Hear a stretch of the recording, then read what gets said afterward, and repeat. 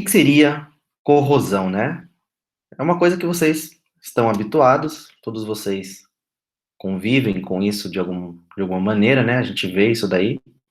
Então, a corrosão, ou oxidação dos metais, é um processo espontâneo que ocorre entre um metal e substâncias presentes no meio, como o oxigênio e a água, tá certo? Então, todo mundo sabe que quando deixa um pedaço de metal no, no ambiente, né, exposto à água e ao ar, ao gás oxigênio, esse ferro, né, normalmente é ferro que a gente fala, esse ferro ele enferruja, como vocês estão vendo aí na imagem, essas engrenagens e esse pedaço de cano enferrujado. Mas não só o ferro sofre processos de oxidação, né? Diversos metais, como magnésio, alumínio, zinco, cromo, mas principalmente o ferro, em contato com o ar úmido, sofre o processo de oxidação, tá? Por que isso acontece? Porque quando nós temos o oxigênio com a água, eles recebem 4 elétrons e se transforma no íon OH-, tá certo? Então, essa reação, esse processo tem um potencial de oxidação bastante elevado, né? 0,40 volts. É maior do que o potencial do cobre, potencial de redução do cobre. Então, devido ao seu alto valor do potencial de redução, acontece a oxidação dos metais que têm um potencial de redução menor, né, do que esse potencial aí, tá certo? Por exemplo, ó, a gente tem uma listinha aí, o potencial do magnésio é menos 2,37, ou seja, é muito menor do que o potencial, do que o potencial de redução dessa semi-reação aí que vocês estão vendo, né? O alumínio também tem um potencial bastante baixo, o cromo e o ferro. No caso específico do ferro, a reação química que ocorre é essa que vocês estão vendo na imagem aí na tela. Então, nós temos 2 ferros sofrendo o processo de oxidação, fornecendo 4 elétrons. Então, a gente soma, né, a reação catódica, a reação anódica, e vocês podem observar que um dos produtos, né, o produto formado é a ferrugem, que é o hidróxido de ferro. Então, quando o hidróxido de ferro se forma, ele tem aquele aspecto laranja que a gente observa nos pedaços de ferro enferrujado, tá? Então, por isso que ocorre a formação da ferrugem. Ó, nessa imagem a gente pode ver um pedaço de metal, de ferro, né, enferrujado.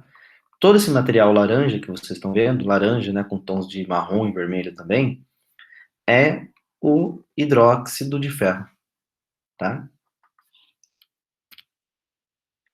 Agora, outros metais, como por exemplo o alumínio e o zinco, eles também sofrem processos de oxidação, só que o óxido formado por eles, ele é menos poroso do que o hidróxido de ferro, né? Então forma uma película protetora sobre esses metais, dificultando a corrosão do metal interno. Por isso que é bastante comum a gente ver esquadrias feitas de alumínio, né, janelas, principalmente em regiões litorâneas. Latinhas de refrigerante também são feitas de alumínio, pelo mesmo motivo. E telhas são feitas normalmente de zinco, né? Uma vez que a telha tem que proteger um galpão, por exemplo, da chuva, se fosse feito de ferro, seria muito fácil ele sofrer furos, né? Por causa da oxidação. No caso do zinco, ele tem uma certa resistência à corrosão, porque forma essa película aqui, protege o metal interno. A mesma coisa acontece com o alumínio.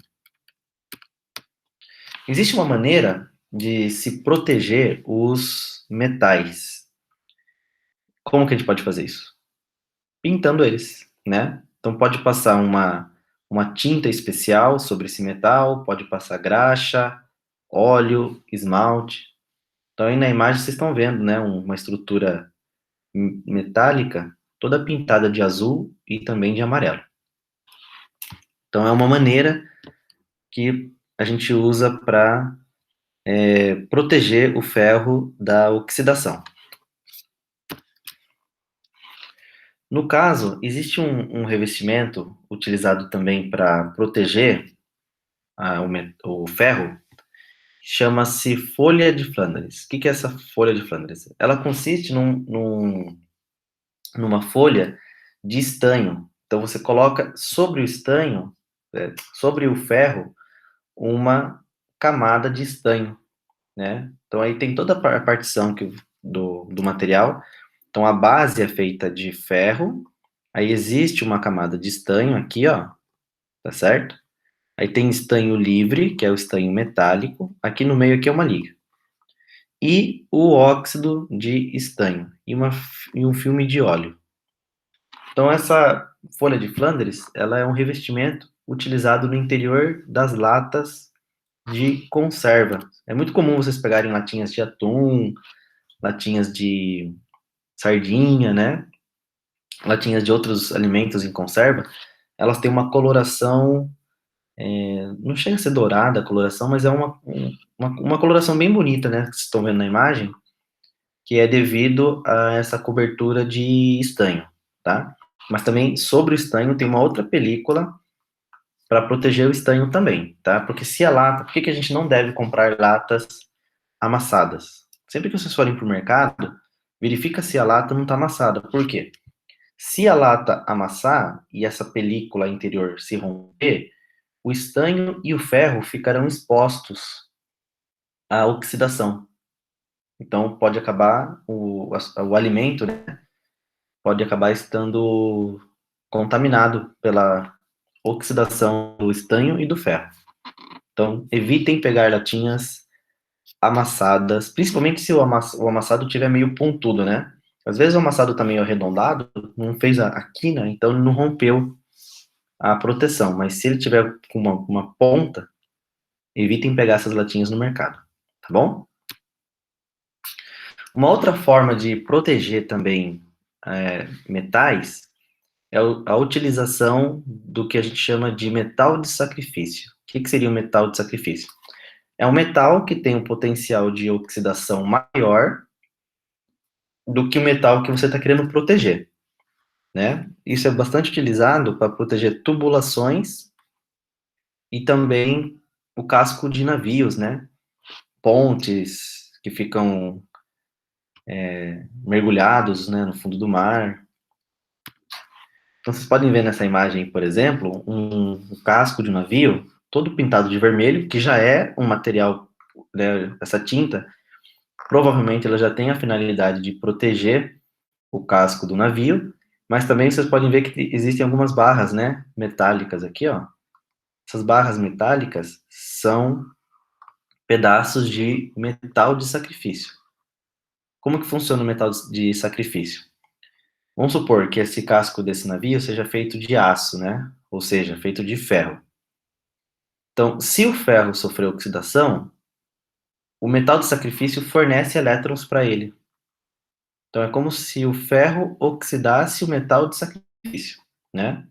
Então, vocês podem ver aqui no exemplo, ó, o potencial de oxidação do ferro é 0,44 e o potencial do magnésio é 2,37. Então, se o ferro sofrer uma oxidação, o magnésio protege ele e devolve os elétrons para ele, tá? Como vocês podem ver aqui nessa reação aqui, ó. Então, o magnésio sólido, ele fornece o elétron para o ferro, então o ferro permanece intacto, enquanto o magnésio é que é oxidado, tá? Então, é um processo bastante interessante para a proteção de metais.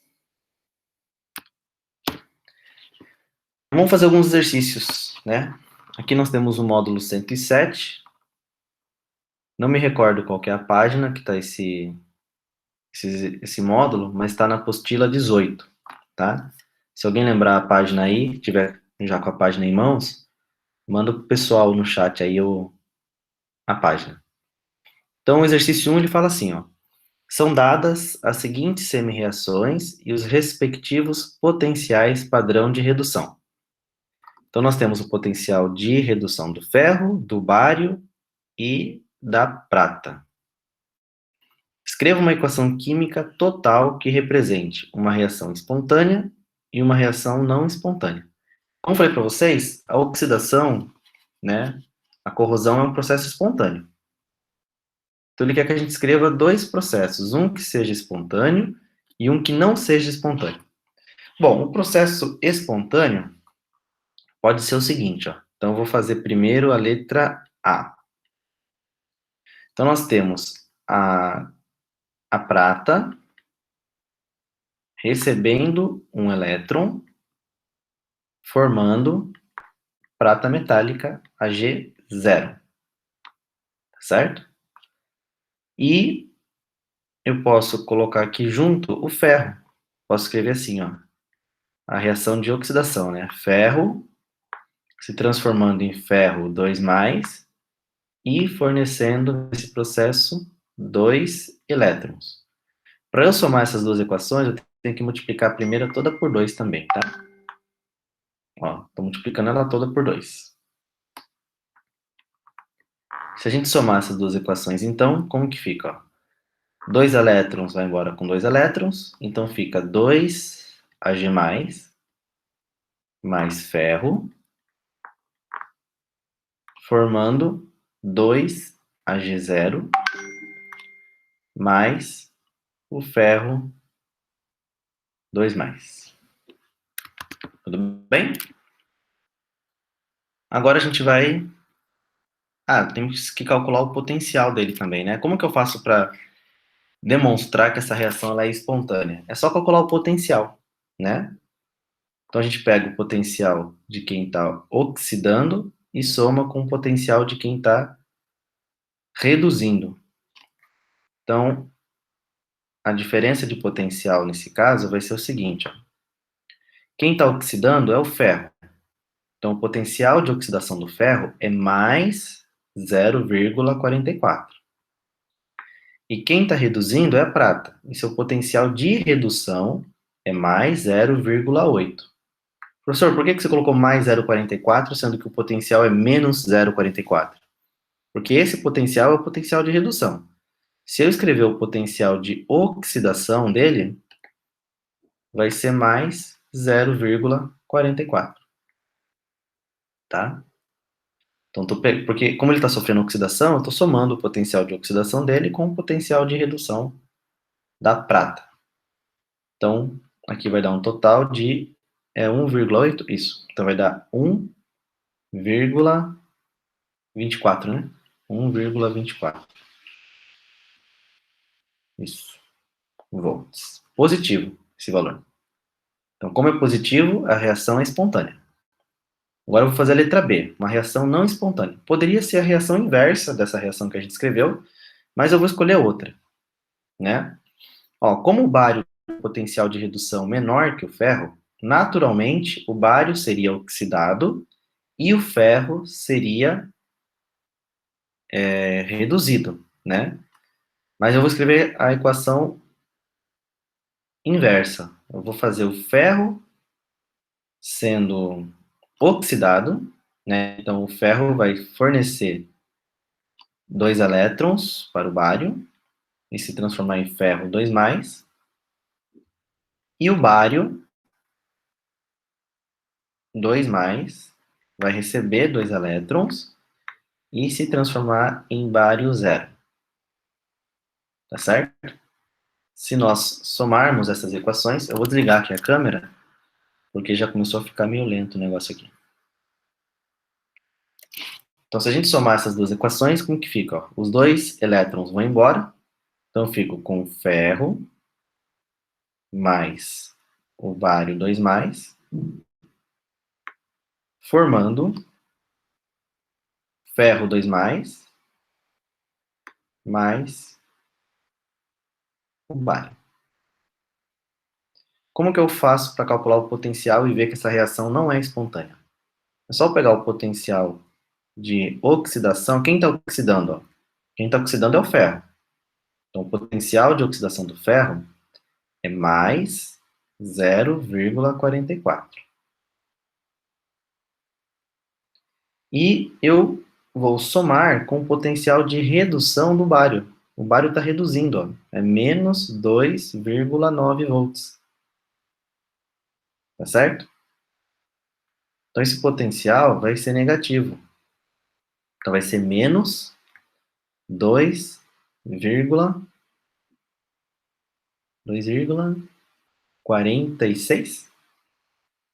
2,46, né? Se eu não me engano aqui. 2,46 volts. Então, como esse potencial é negativo, a gente pode comprovar que esta reação ela não é espontânea. Então, as reações químicas que não são espontâneas, elas possuem potencial negativo. Isso é muito importante para a gente entender o próximo assunto, que é a eletrólise, que é o assunto da apostila 19, tá? Então, se alguém tiver alguma dúvida, pode escrever a dúvida aí no chat, tá? Então, vamos para o exercício 2. O exercício 2 ele fala assim, ó, considere as semi-equações e os potenciais padrão de redução. Então, tem potencial de redução de vários metais, né? Tem da prata, do cobre, do níquel, do ferro e do zinco. Aí ele fala assim, ó, para armazenar uma solução de sulfato de níquel, poder-se-ia empregar um recipiente de... Então, vamos lá. O níquel, ele tem um potencial de redução maior do que o ferro e maior do que o zinco. O que significa isso? Que se eu guardar o níquel em recipientes de ferro e de zinco, esses metais vão sofrer oxidação pelo níquel. Então, não posso guardar eles nem no recipiente, o níquel, né? Não posso guardar nem no recipiente de ferro e nem do zinco, porque o potencial de redução deles é menor. Então, eles vão sofrer oxidação. Eu posso guardar apenas em recipientes de prata e cobre, porque esses dois metais, por terem potencial maior que o níquel, eles vão resistir à oxidação. Eles não vão sofrer oxidação pelo níquel, tá? Então, a resposta para esse exercício, letra C, de corrosão. Tá certo? E agora, o exercício 3. Vamos lá. O exercício 3, ele fala o seguinte. Usando-se uma tabela de potenciais padrão de redução, foram feitas corretamente as seguintes previsões. Então, primeiro, o bromo pode ser obtido de uma solução que tenha íons brometo, fazendo-se sua oxidação com cloro. Então, ele está falando que o bromo, quando ele fala bromo, ele está falando a substância Br2, tá? Br2. Pode ser obtida de uma solução que tenha íons brometo, fazendo-se sua oxidação com cloro. Muito bem. Então, ele está falando que o potencial de... O cloro tem um potencial de redução maior do que o bromo. É isso que ele está falando. Que o potencial de redução do cloro é maior que o potencial de redução do bromo. Aí ele fala o seguinte, ó, a reação cobre 2 mais 2 bromos não é espontânea. E por isso a obtenção de bromo a partir de uma solução aquosa de brometo de cobre só pode ser feita por eletrólise, que é o próximo assunto que eu falei para vocês, desta solução. Então a gente conclui que o bromo tem um potencial de redução maior do que o potencial de redução do cobre. Tá? Aí ele fala assim, ó, seja E1, E2 e E3, os potenciais padrão dos pares cloro, cloreto, bromo, brometo, cobre, né? Para que essas previsões sejam válidas, deve existir a seguinte relação. Então, o potencial do cloro, que é o E1, é maior que o potencial do bromo, que é o E2, que é maior que o potencial do cobre, né? Então, a letra C também de cobre, ou C de corrosão. Tá certo? Se alguém tiver dúvida, coloca aí no chat e a gente explica. Agora vamos fazer o módulo 108. O módulo 108, ele fala a respeito de corrosão e proteção de metais, que é o que a gente estava focando a aula de hoje. Então, no exercício 1, ele fala o seguinte, ó. Um prego de ferro é colocado em contato com os seguintes metais: níquel, alumínio, chumbo e magnésio. Quais deles protegem o prego contra a corrosão? Então, para proteger o ferro, tem que ter o potencial de redução menor do que o ferro, tá? Então, quem tem o potencial de redução menor do que o ferro? Ó? O níquel tem um potencial maior, então não pode ser utilizado para proteção do ferro. O alumínio tem um potencial menor, então ele pode, né? O chumbo tem um potencial de redução maior, então não pode. E o magnésio tem um potencial de redução menor, então ele pode. Professor, como que é menor se é 1,67 e 2,36? É por causa do sinal negativo, né? Quando a gente coloca o sinal negativo aqui, quanto maior for esse número em módulo, vamos dizer assim, menor ele é, tá? Justamente por causa dos sinais negativos aqui, ó. Então, 2,36 é menor do que 0,13, tá certo? Então, poderia ser utilizado esses dois metais, o alumínio e o magnésio, tá? Se alguém tiver dúvida, é só perguntar.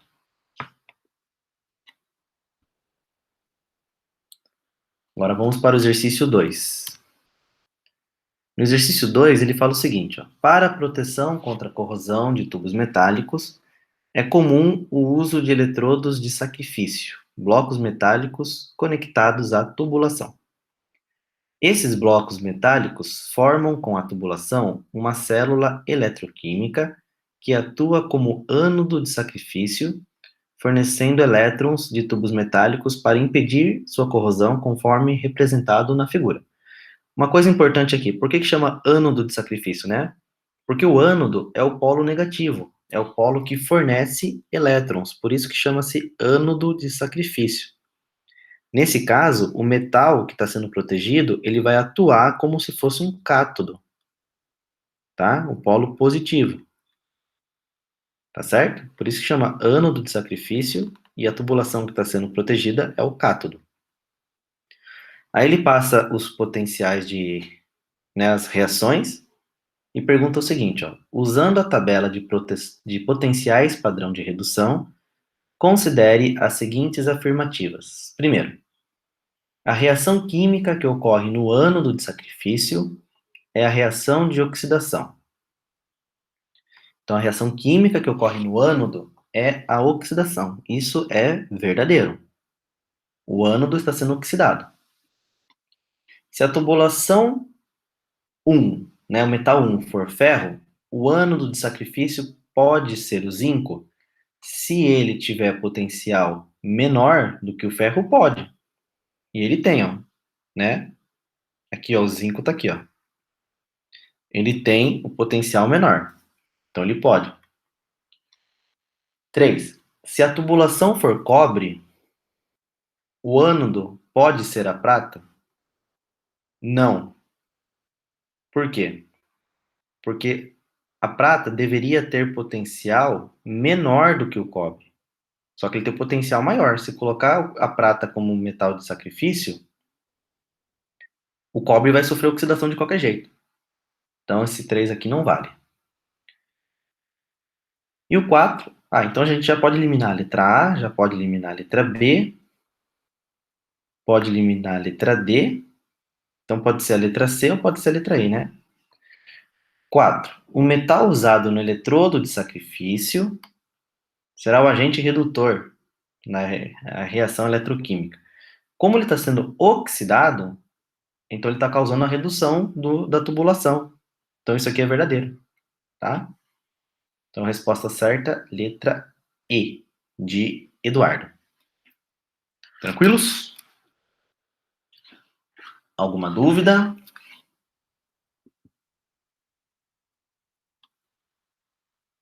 Vamos dar sequência aí. Ué, cadê o exercício 3? Eu achei que tinha colocado o exercício 3 aqui. Bom, deixa eu ver quanto tempo de aula nós temos aqui. Foi meia hora já, né? Então, eu vou aproveitar esse momento, pessoal, vou fazer o seguinte. Eu não vou fazer o exercício 3, que não tá aqui, tá? Eu teria que colocar ele agora aqui, mas não vai dar tempo de eu colocar aqui. Então, eu vou começar a explicação para vocês agora de eletrólise. Isso está no módulo 19. No módulo 19 não, na apostila 19, tá? É o módulo 109. Então, eletrólise. A eletrólise, ele é um processo parecido com a pilha, só que é um processo inverso, vamos dizer assim, tá? Então, vamos lá.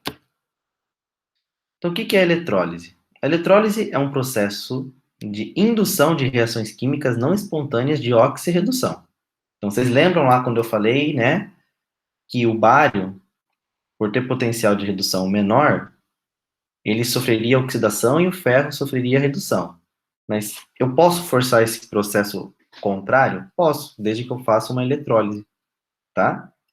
Então, a eletrólise é um processo não espontâneo. Essa reação química, ela é causada pela aplicação de corrente elétrica em soluções iônicas ou em sais fundidos. Então, tem dois tipos de eletrólise. Nós temos a eletrólise aquosa e a eletrólise que nós chamamos de ígnea, que é quando nós temos um composto iônico no estado líquido, tá?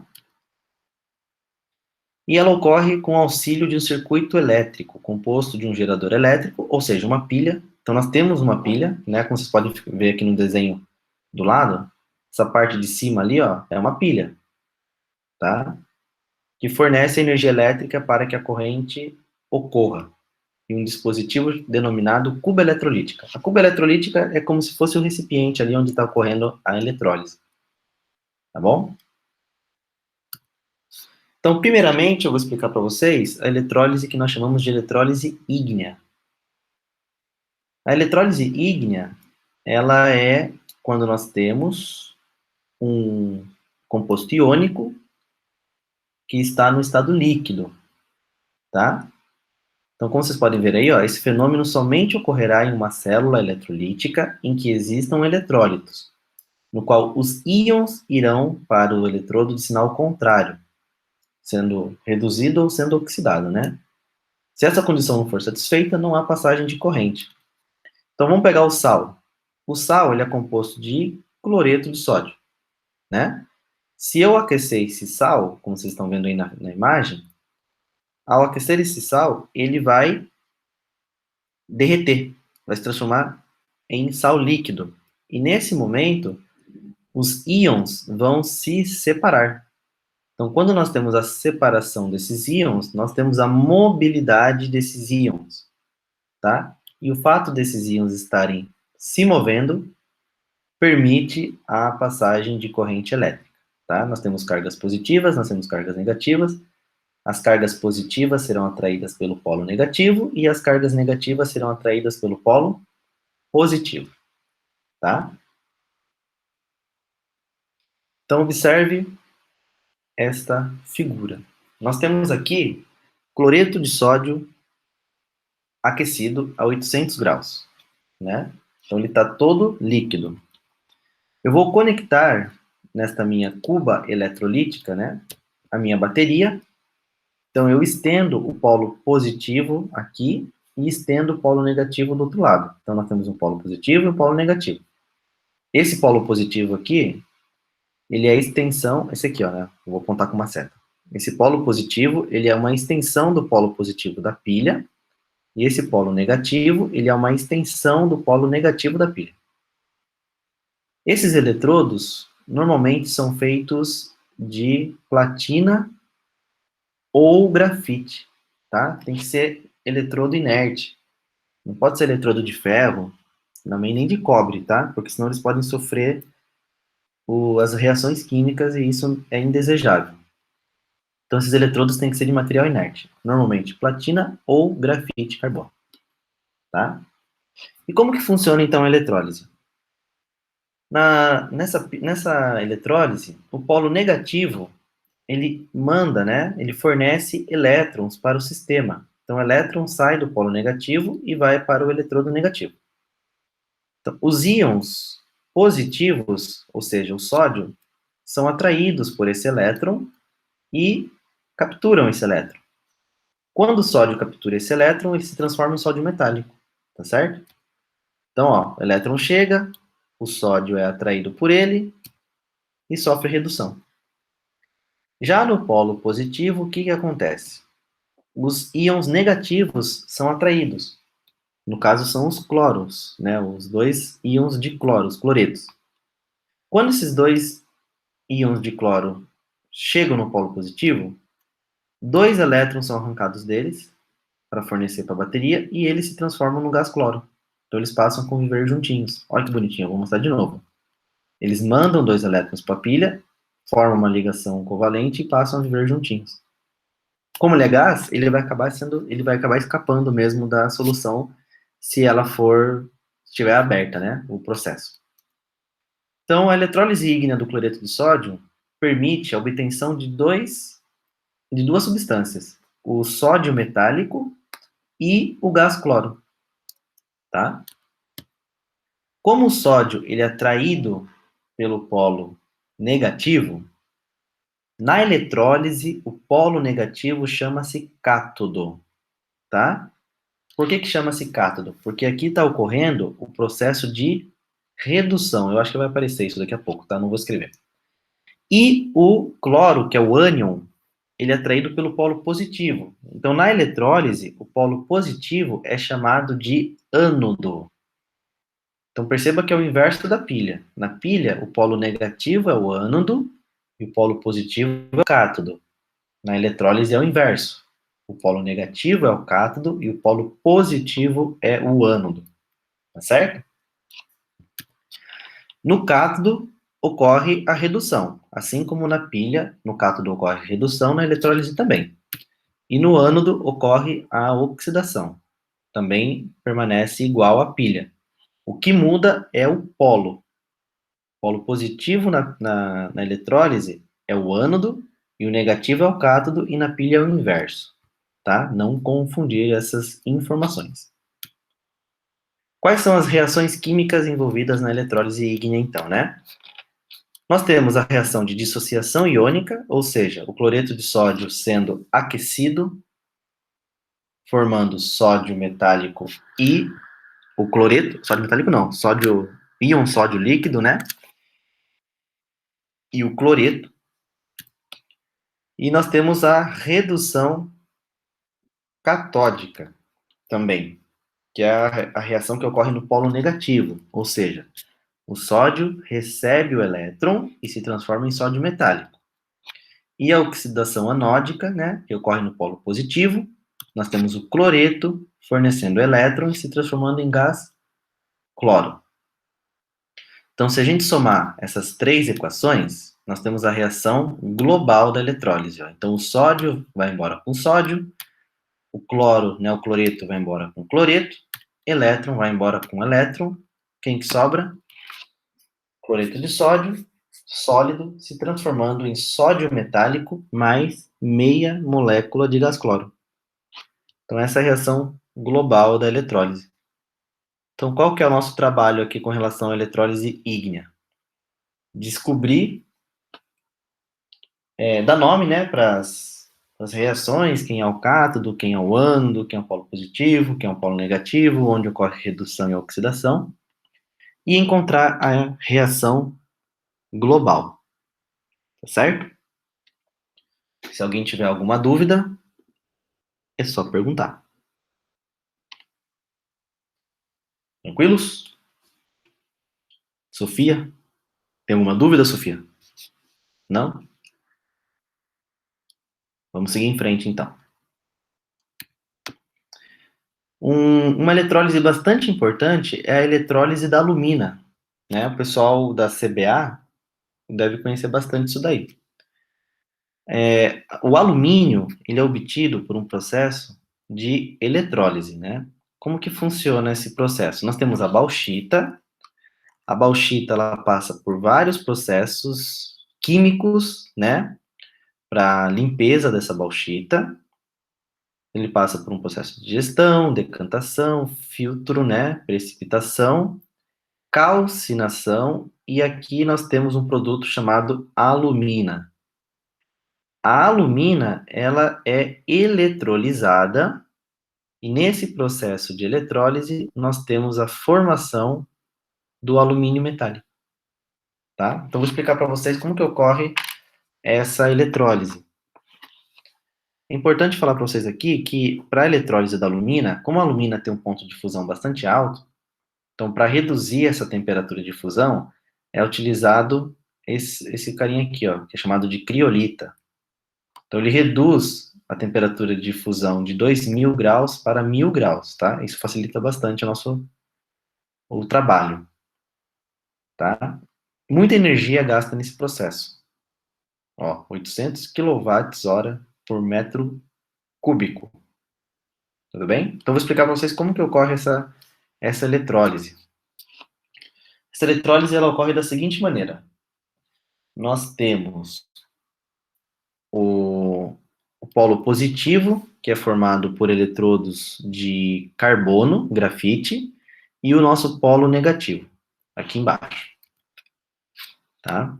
Então, quando a alumina, que é o óxido de alumínio, ele é aquecido, forma-se o alumínio, né, mais 3, esqueci do 3 aqui, ó, sorry, e o oxigênio, 2 menos, tá?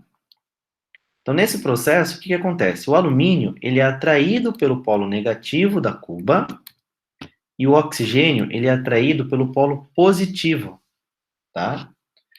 Então, conforme a fonte de corrente, né, que é a nossa bateria, essa super bateria aqui, ó, conforme ela manda elétrons para a cuba, ó, opa, manda elétrons para a cuba fica estranho, né? Ela manda elétrons para o sistema, ó, tá mandando elétrons. O que acontece? O alumínio, ele vai ser atraído pelo polo negativo e vai sofrer redução. Então, forma-se o alumínio metálico, que é escoado, ó. Novamente, ó. Os elétrons chegam ali, né, no eletrodo negativo, o alumínio é atraído por esses elétrons, eles recebem esses elétrons e forma-se o alumínio metálico, tá? Enquanto isso, o oxigênio é atraído pelo polo positivo, formando o gás oxigênio. E nesse processo, ele perde elétrons, tá? Para a fonte de energia, que é a nossa bateria. Esse oxigênio que se forma, ele também reage com o carbono, né, o grafite, e forma gás carbônico. Então, uma das reações que ocorrem na sequência da formação desse oxigênio é justamente a formação do gás carbônico, tá? Então, libera gás carbônico esse processo. Tá certo? Alguma dúvida? Alguma pergunta? Não? Então, vamos dar sequência aqui, ó. Então, quais são as reações envolvidas na eletrólise da alumina? Nós temos a dissociação iônica da alumina, nós temos a redução catódica, que ocorre no polo negativo, né, que é a redução do alumínio metálico, e nós temos a oxidação anódica, que é a oxidação do oxigênio, formando gás oxigênio. Então, a gente soma essas três equações, alumínio vai embora com alumínio, oxigênio vai embora com oxigênio, elétron vai embora com elétron, quem sobra? O óxido de alumínio, se transformando em alumínio metálico e gás oxigênio. Então, essas são as reações envolvidas na eletrólise da alumina. Tá certo? Alguém quer perguntar alguma coisa?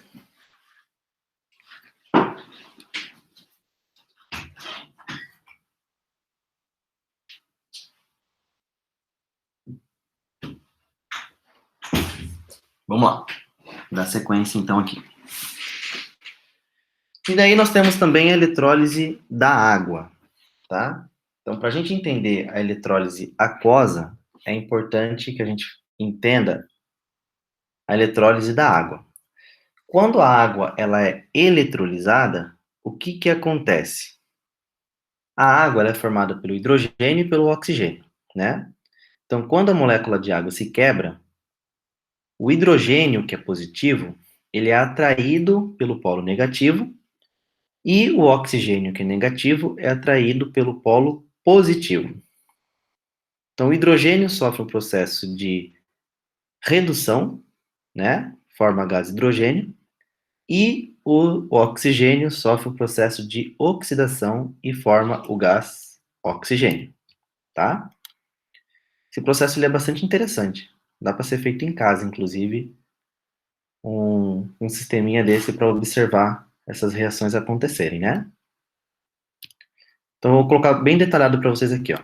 Então, a água, como vocês sabem, é formada por hidrogênio e oxigênio. Então, o nosso sistema ali, ó, nossa bateria fornece elétrons no polo negativo.